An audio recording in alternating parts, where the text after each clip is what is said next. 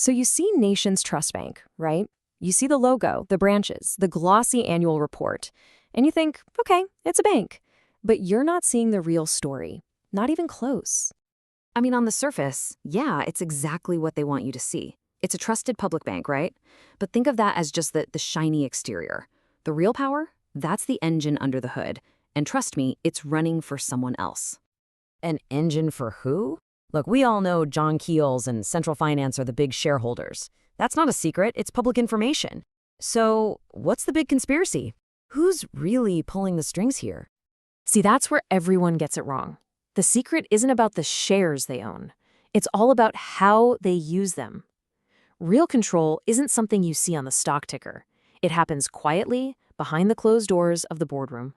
And it all comes down to this one kind of boring-sounding legal term: significant influence. Now stay with me here, because this isn't just some phrase in a rule book. It's a special status, and it's the key that unlocks this whole entire machine. So what does it mean? Well, it means they're not just sitting back and collecting dividend checks like a normal shareholder. No, they have the legal right to get involved in the big decisions. We're talking financial policy, operating policy. They're not just invited to the party, they're helping plan it. Okay, so let's look at the board. The chairperson of Nations Trust Bank is a woman named Shirin Cotter. Her day job? She's the chief financial officer for John Keells' Financial Services Division. Wait, hold on. The chairperson of the bank is also the CFO for its biggest shareholder? I mean, isn't that a massive conflict of interest?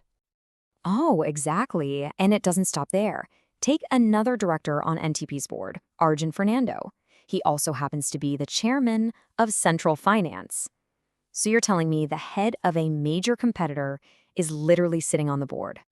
And just to really hammer it home, Chandika Hediarachi, another NTB director. And guess what? He's an executive director at Central Finance. You see? This isn't some random coincidence. This is absolutely by design. This influence, it's a feature, not a bug. So you gotta ask, why go through all this trouble? Why stack the board like this? Well, it's not just about having control. It's about the money. Or more specifically, a perfectly legal way to create profit, basically out of thin air. And this is the big prize.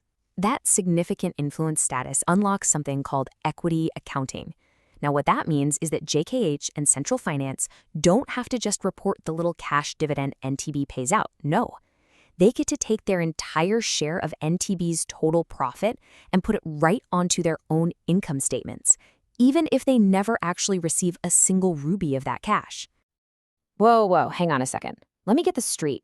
You're saying they get to book all this profit on their financial statements, but the actual cash doesn't show up in their bank account? It just stays at NTB? How on earth is that legal? Perfectly legal, and it's incredibly powerful. Just look at this number. Last year alone, Central Finance booked 2.3 billion rupees as its share of profit from its investments, mostly NTB. That's a massive amount of paper profit just appearing on their income statement. And if you want to see what that looks like, check this out. This giant bar, that's the profit they booked on paper. And this little sliver down here, that's the actual cash they got from dividends. It's a massive difference. It's a huge boost to their bottom line, and not one extra rupee actually had to move. That's the magic of paper profit. Okay, so what's the point of all this? Why play this paper money game? Well, for a company like Central Finance, it's pretty simple. It makes their earnings per share look great and their stock look cheaper to investors. And for a huge conglomerate like John Keells, NTB acts like a financial shock absorber. You know, when their tourism and retail businesses have a rough quarter, which they often do, this steady, predictable profit from the bank just smooths everything out, making the whole group look more stable. All right, I get it. The accounting trick makes their books look pretty. But so what? I mean, does any of this actually matter in the real world? Does this invisible control change how these companies actually do business? Oh, absolutely. This is so much more than just owning some stock. You have to understand, for John Keells and Central Finance, NTB isn't just a passive investment on the books. It's an active, operational tool. It's a shared engine. You could even call it a strategic weapon. Just look at the leasing market, for example. On paper, Central Finance and NTB should be fighting tooth and nail for customers, but they don't. Why would they, when the chairman of one is on the board of the other?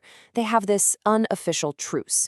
Central Finance goes after the small business and vehicle leasing market, while NTB focuses on big corporate clients. They don't compete. They carve up the market. And then you've got the JKA data loop. Think about it. You go shopping at a Keells supermarket. You pay using FreeMe, which is NTB's digital app. Instantly, in that one single transaction, John Keells gets all your valuable spending data, and Nation's Trust Bank gets your cash as a cheap deposit. It's this perfect closed loop, a self-reinforcing ecosystem. So, the next time you walk past a Nation's Trust Bank branch or see their logo, you have to ask yourself, what are you really looking at? Is it an independent public bank? Or is it a strategic weapon, a financial engine built from the ground up to serve the interests of two of the most powerful companies in the country?